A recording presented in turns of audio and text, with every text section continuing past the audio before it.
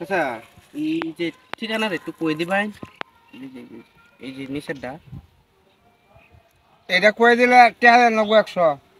হ্যাঁ 100 টাকা নেবো। 100 হ্যাঁ আচ্ছা দিতেছি